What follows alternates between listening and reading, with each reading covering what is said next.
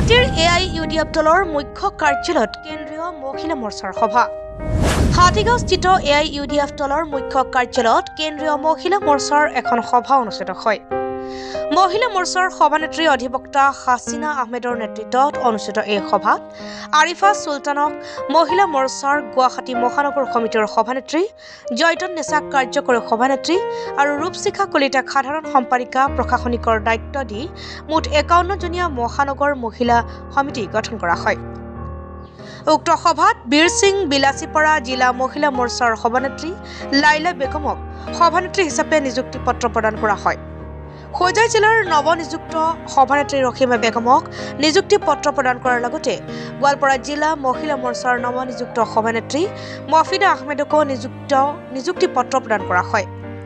উক্ত সভাত উপস্থিত থাকে AIUDF দলৰ কাৰ্যকৰী সভাপতি আবু সালেহ, দলৰ উপসভাপতি আৱাল মজিদ, দলৰ সাধাৰণ সম্পাদক সিদ্দিক আলী ঠাকুৰীয়া, কেন্দ্ৰীয় মহিলা মৰ্চাৰ সাধাৰণ সম্পাদিকা অনিমা ডেকা ৰজা আৰু গুৱাহাটী মহানগৰ AIUDF দলৰ মহিলা কৰ্মীসকল।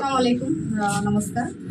আজি আমাৰ AIUDF দলৰ মহিলা মৰ্চাৰ ফালৰ পৰা আজি এখন গুৱাহাটীস্থিত আমাৰ মুখ্য কাৰ্যালয়ত এখন সভা ৰখা হৈছিলে আৰু গুৱাহাটী মহানগৰ সমিতিখন আমাৰ গঠন কৰা হ'ল নতুনকৈ।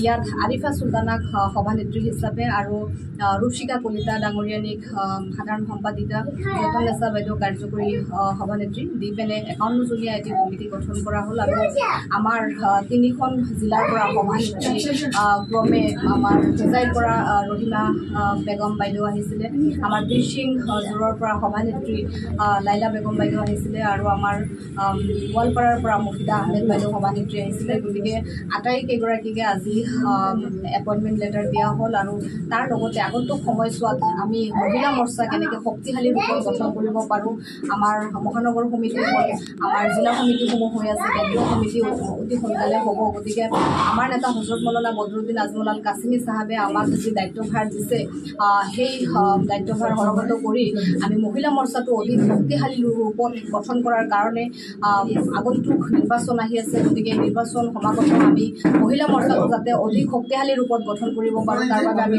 আমাৰ কাৰ্য অব্যাহত ৰাখিছোঁ।